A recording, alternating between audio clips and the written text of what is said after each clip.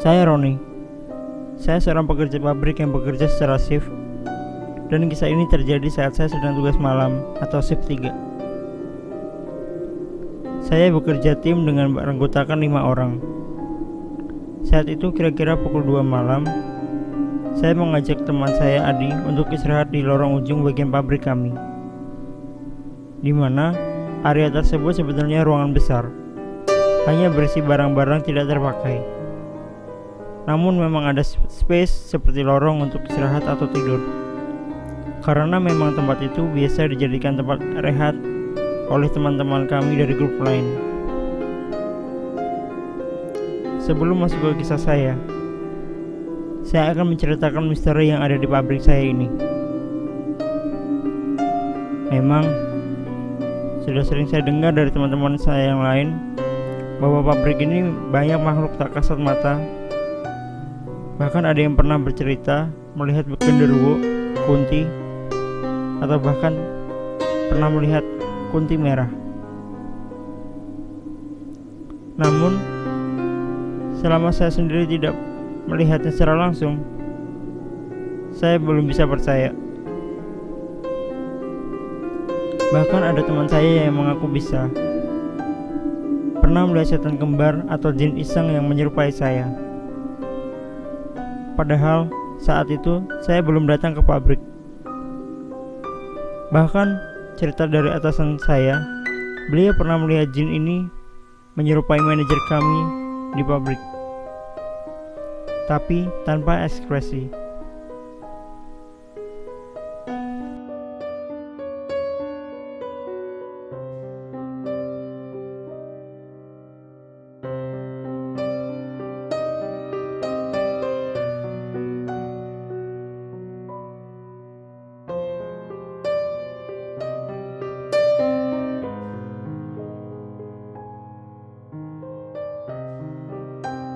Kemudian saat awal pembangunan pabrik ini, banyak pekerja yang katanya kesurupan, bahkan sampai awal produksi.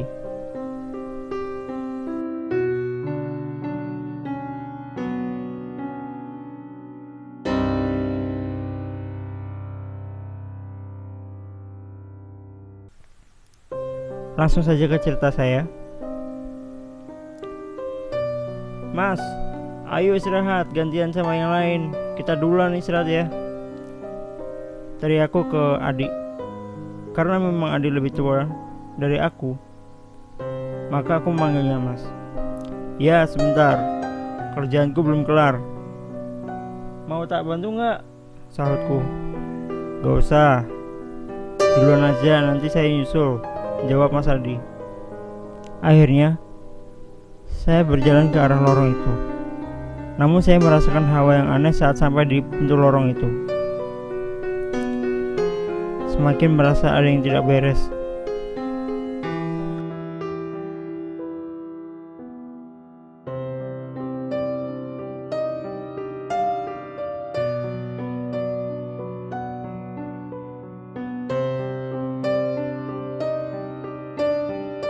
Akhirnya aku urungkan niat dan kembali ke Mas Adi. Lah, kok balik? Tanya Mas Adi ke aku. Haus Mas, mau minum dulu, jawabku sambil merengis. Sudah selesai kerjaannya Mas? Sudah ini, ayo istirahat. Ayo dah gas, jawabku. Kami berdua berjalan ke lorong. Ternyata Mas Adi merasakan hal yang sama. Ron, Kok hawanya aneh ya? Tanya Mas Adi. Iya ya Mas, makanya tadi aku balik, gak jadi istirahat. Hehehe. Oh alah, pantas. Ya udah masuk aja, kita berdua ini, sahut Mas Adi. Akhirnya kami masuk. Saat itu kami tidak bisa langsung tidur, padahal kita udah ngerasa sangat ngantuk.